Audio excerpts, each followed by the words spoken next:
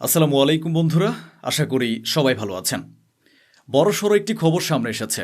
Iran তৃতীয় একটি দেশের মাধ্যমে ইসরায়েলকে সরাসরি হুমকি দিয়েছে। স্পষ্ট করে বলা হয়েছে, যদি তোমরা হিজবুল্লাহকে আরও বেশি উস্কাও এবং হিজবুল্লাহর সঙ্গে যুদ্ধ আরও বাড়াও, তাহলে মনে রেখো ইরান পুরো শক্তি নিয়ে তোমাদের বিরুদ্ধে যুদ্ধে নামবে।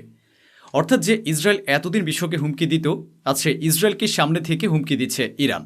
অন্যদিকে এক সাক্ষাৎকারে ইরানের প্রেসিডেন্ট পেজেশকিয়ান বলেছেন, এই মুহূর্তে আমরা পুরো ইউরোপের সঙ্গে সংঘাতে আছি। তিনি বলেন, আমরা আমেরিকা, ইউরোপ ও ইসরায়েলের সম্মিলিত শক্তির সঙ্গে সর্বাত্মক যুদ্ধে আছি।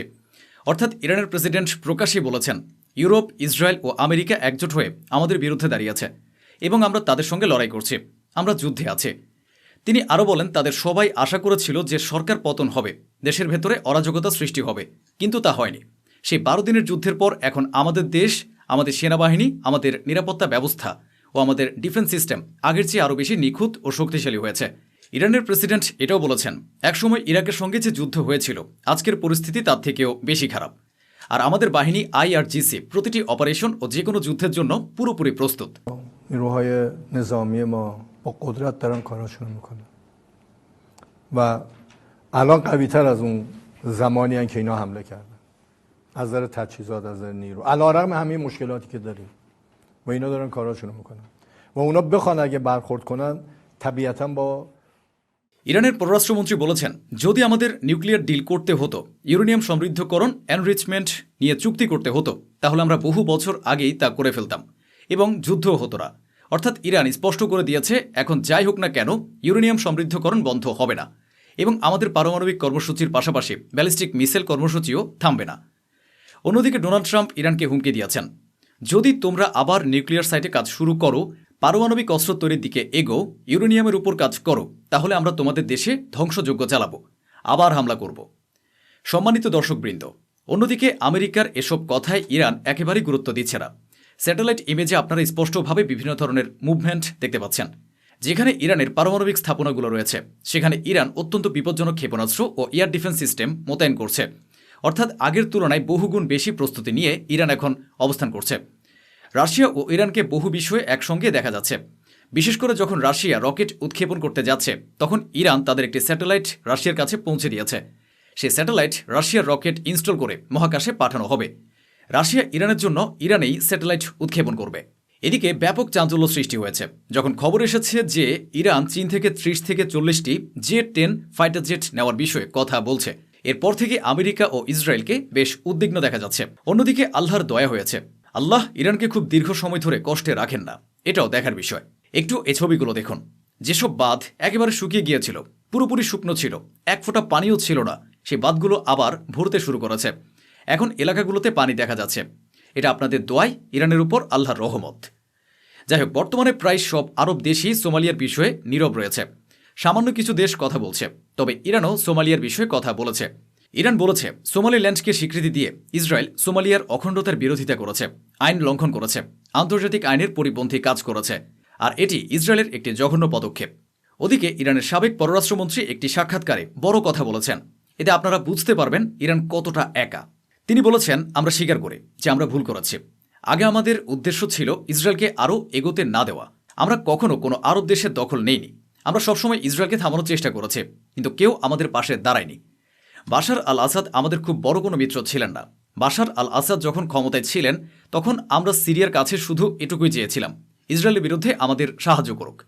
সিরিয়া কখনোই আমাদের প্রক্সি ছিল না, কখনোই পুরোপুরি আমাদের সমর্থনও ছিল না। বলুন তো, এই হিজবুল্লাহ, হামাস, সিরিয়ার এসব যোদ্ধারা যখনই আমাদের উপর হামলা হয়েছে বা ইসরায়েল যখন আমাদের ক্ষতি করেছে, তখন কি এদের মধ্যে কেউ একটি গুলিও ছুড়েছে? একটিও সিঙ্গেল শট, একটি ফায়ার? না, কিছুও করেনি। এই কথাগুলো বলেছেন ইরানের সাবেক পররাষ্ট্রমন্ত্রী। 12 দিনের যুদ্ধের সময় ইরানের বিরুদ্ধে পুরো দুনিয়া এক হয়ে গেলেও ইরানের পাশে একটি দেশও দাঁড়ায়নি। এদিকে লেবাননের সেনাবাহিনী তাদের প্রভু ইসরায়েলের ইশারায়, ইসরায়েলের কথায় লেবাননেরই সাধারণ মানুষের শত শত বাড়িতে অভিযান চালিয়েছে। আর এত অভিযানের পরও কোনো ফল পাওয়া যায়নি। ইসরায়েল সারা বিশ্বে এক ভয়ঙ্কর বিতর্ক ছড়িয়ে দিয়েছে। যদি কোনো হিন্দু ভুল করে সোমালিয়ার পরিবর্তে সোমালিল্যান্ডকে ইসরায়েলের স্বীকৃতি দেওয়াই উচ্ছ্বাসিত হয়ে ওঠে, তাহলে সঙ্গে সঙ্গে তাকে জিজ্ঞেস করবেন, কালকে যদি খালিস্তান উঠে ইসরায়েলকে বলে আমাদেরকেও স্বীকৃতি দাও, আমরা তোমাদের সঙ্গে আব্রাহাম অ্যাকর্ড করব এবং আমাদের এখানে খালিস্তানে মানে পাঞ্জাবে তোমাদের ডিফেন্স ও মিলিটারি আসতে দেব, তখন তুমি কি বলবে? তখন তো মোদির দাসদের মুখে কথা থাকবে না। তাই জবাব দিতে শিখুন, মাথা উঁচু করে জবাব দিন। এই অন্ধভক্তদের কি ক্ষমতা আছে? এই খুনিদেরই বা কি শক্তি আছে? যাদের ভেতরে মানবতা নেই তারা মানুষ কিভাবে হবে? তারা তো পশুর সন্তান। এই অন্ধভক্তদের নিয়ে আর কি বা বলার আছে? যাই হোক, জাতিসংঘের বৈঠক হতে যাচ্ছে। ইসরায়েল সোমালিল্যান্ডকে স্বীকৃতি দিয়ে এত বড় ঝামেলা তৈরি করেছে যে এই বিষয়ে ইউএনএ বৈঠক বসতে যাচ্ছে। কিভাবে ইসরায়েল এককভাবে এবং বেআইনি উপায়ে সোমালিল্যান্ডকে স্বীকৃতি দিল এ বিষয়েই বৈঠক হবে। আর এটা বাস্তব সত্য যে ইসরায়েলের প্রধানমন্ত্রী নেতানিয়াহু গাজায় শান্তি চানই না। তিনি কোনো চুক্তি করছেন না, আর করতেও চান না। সবই নাটক। রিপোর্ট অনুযায়ী ডোনাল্ড ট্রাম্পের ঘনিষ্ঠ কর্মকর্তারা নেতানিয়াহুর উপর ভীষণ ক্ষুব্ধ, কারণ তিনি গাজার ডিল বা চুক্তি মানছেন না এবং গাজার পরিস্থিতি আরও খারাপ করছেন। অর্থাৎ ইসরায়েলের প্রধানমন্ত্রী নেতানিয়াহু গাজায় আবার এমন পরিস্থিতি তৈরি করেছেন যাতে নতুন করে গণহত্যা শুরু হয়। আর ডোনাল্ড ট্রাম্পের শিবিরের নেতারা এই বিষয়টি একেবারেই পছন্দ করছেন না। এদিকে শেষ পর্যন্ত যেটা আপনাদের বলা হয়েছিল সেটাই হয়ে গেছে। সৌদি আরব ও সংযুক্ত আরব আমিরাত পুরোপুরি মুখোমুখি অবস্থানে এসে দাঁড়িয়েছে। রিপোর্ট আপনার স্ক্রিনে রয়েছে। সম্মানিত দর্শকবৃন্দ, সৌদি আরবের প্রতিরক্ষা মন্ত্রী এসটিসিকে সরাসরি হুমকি দিয়েছেন। এই ইয়েমেনি গোষ্ঠীটি যারা ইউএই এর ইশারায় ইয়েমেনের ভেতরে অনুপ্রবেশ করছে তাদের বলা হয়েছে, এলাকা ছেড়ে পেছনে সরে যাও, দখলদারি বন্ধ করো, আর সামনে এগোনো বন্ধ করো, নইলে পরিণতি ভালো হবে না।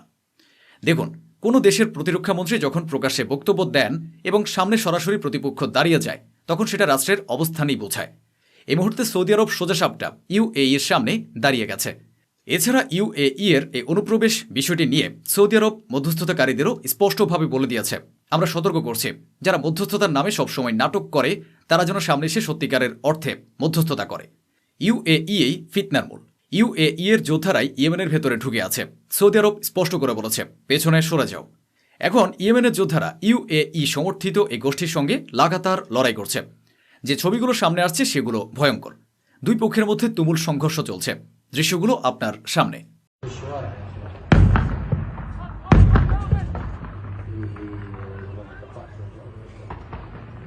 معاكم نزول خلاص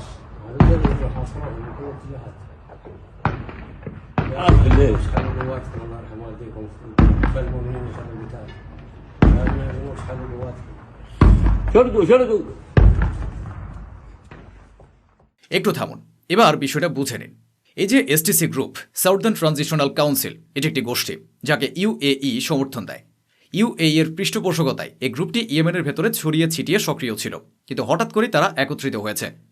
রিপোর্টে এসেছে মাত্র কয়েকদিন আগেই এই ইয়েমেনি গ্রুপ এসটিসি ইসরায়েলকে বলেছিল, আমাদের সমর্থন দিন, আমাদের স্বীকৃতি দিন, আমরা ইসরায়েলকে একটি স্বাধীন দেশ হিসেবে স্বীকার করব, একটি শক্তিশালী ও স্বাধীন রাষ্ট্র হিসেবে মানব। চলুন এসটিসি নেতার প্রথম দৃশ্যটা দেখায়।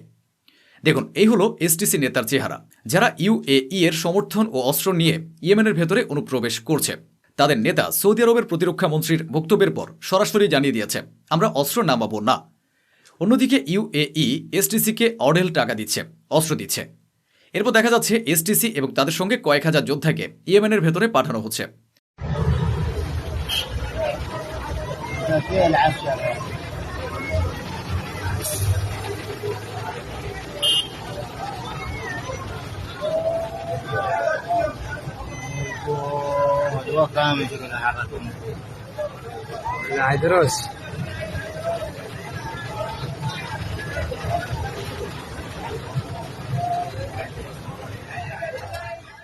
অর্থাৎ এখন পরিস্থিতি এমন, একদিকে ইউএই ও তাদের সমর্থিত এসটিসি, আর অন্যদিকে ইয়েমেনের সরকার ও সৌদি আরব। পরিস্থিতি ভীষণ খারাপ হয়ে গেছে। এমনকি সৌদি আরবের ফাইটার জেটগুলো ইয়েমেনের আকাশে উড়তে দেখা যাচ্ছে।